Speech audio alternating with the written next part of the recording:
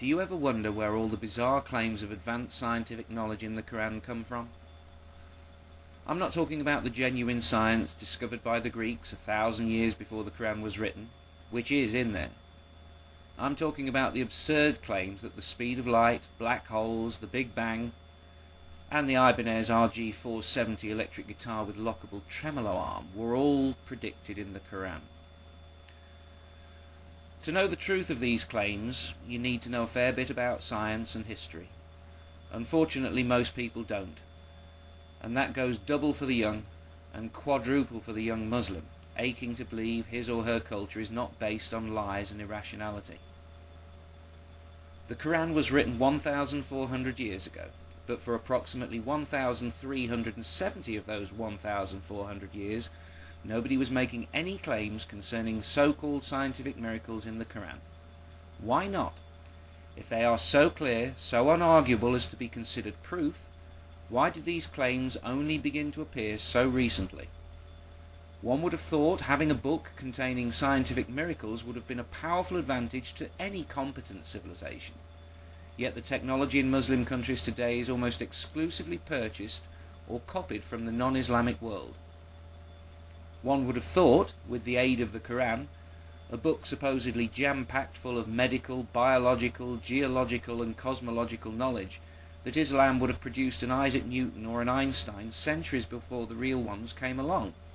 After all, according to many modern Muslims, Allah handed them the answers well over 1,000 years before the exam, and they still failed.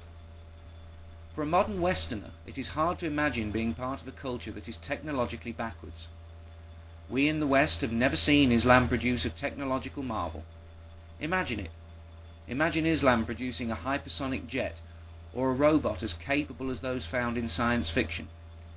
Imagine how it would feel if Saudi Arabia were to plant their flag on Mars tomorrow. It's hard to imagine. Perhaps this is why it is not immediately obvious to us how Muslims must have felt, seeing infidel machines flying across their skies, listening to infidel music playing inside smaller and smaller infidel boxes. The reality of Western scientific progress only hit home probably during World War II, when England and Germany, amongst others, burst into their lands, armed to the teeth like two brawling heavyweights carrying their street fight into your home, ignoring your protests, wrecking your furniture and property, frightening your women and children, humiliating you in your own lands. When the Second World War was punctuated by the atomic explosions at Hiroshima and Nagasaki, it's hard to imagine any Muslim maintaining any sense of Islamic superiority. Could things get any worse? Well, yes. The State of Israel was created in the late 1940s, and I can't be sure, but I doubt that for a civilization that once led the world in science, this was good news either. It's not so much that the moon has a special place in the minds of Muslims, so much as that the moon has always had a special place in the minds of all men throughout human history. It was once synonymous with our dreams and unattainable goals. Getting there, for the people of antiquity, and even for some schmucks today, was and is an unimaginable achievement. Man landed on the moon in 1969 with Apollo 11, and left in 1972 with Apollo 17. The claims of modern science being foretold in the Qur'an began in 1975. It may only be a coincidence, and I am no historian, but when I think of how Western confidence would be affected by a Saudi flag on Mars, I see in the infidels dancing on the moon a moment that might have reduced Islamic self-belief to its lowest ebb. It might, just might, at some deep, perhaps subconscious level, inadvertently added insult to injury.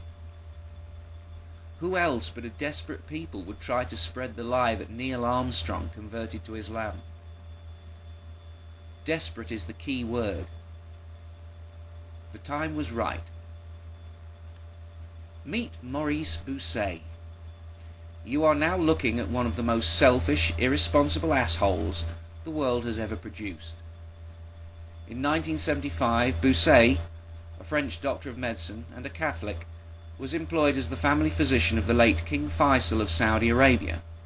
Bucaille, perhaps because he sensed the scientific chip on Islamic shoulders, knowing there was a vast and eager potential market, wrote a book called The Bible, the Qur'an and Science, in which, with a few minor changes to words here and there, he was able to claim that certain verses in the Qur'an contained scientific knowledge that was unknown at the time the book was written, and was therefore proof of the book's divine origin.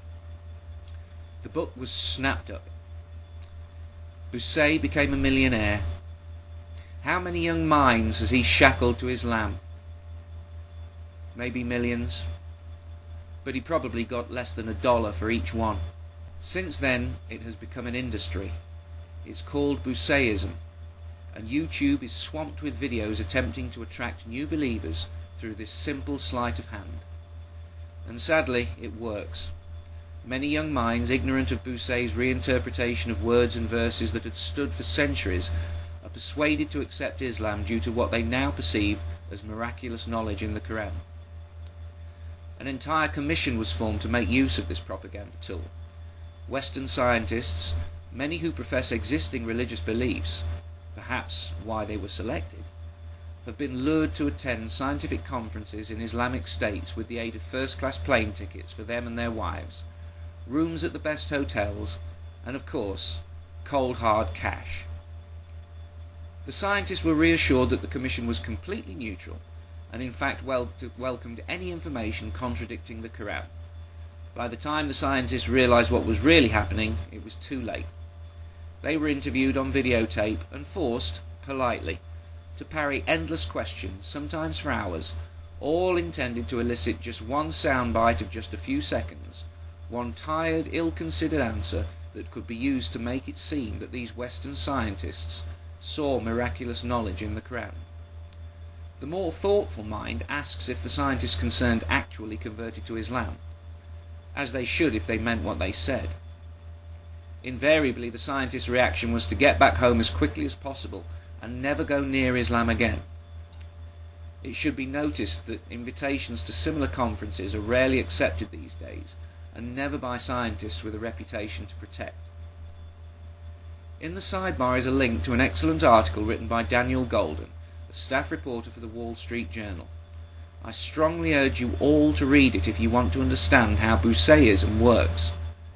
If Bucaille is to be believed, if he is not just some hypocritical, lying, slime-covered, vulture-faced, low-life bastard out to make a few $1 million at the cost of a few million young minds, he has seen miracles in the Qur'an, right? So, next question. Is he a Muslim? Did he convert to Islam? You can find many Islamic sites that claim that he did, but that's all they do, claim it. There's no proof. There's not even an attempt at proof. There is also a lot of anecdotal evidence that suggests that Bucaille did not convert to Islam. Now think about it. You find miracles proving religion X. You would convert to religion X, right? Now, even if your conversion wasn't photographed or recorded on video, when the question was asked, as it has been by hundreds of thousands, perhaps millions of people, surely you would do one television interview to finally give an answer, a clear, unarguable answer. Surely you would announce your conversion publicly to settle the matter. Your integrity is being questioned, both by believers and non-believers.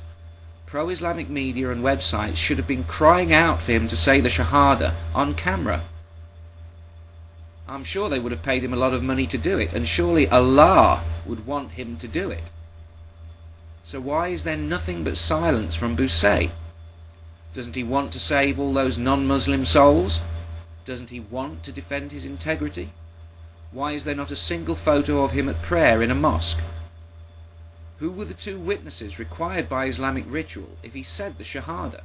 What are their names? Where are they? Why haven't they been interviewed? The answers are easy if you're honest. And speaking of names, what is Maurice Bucaille's Muslim name? He's supposed to have one. After hours of searching, I have not found one Islamic site that gives Maurice Bucaille's Islamic name.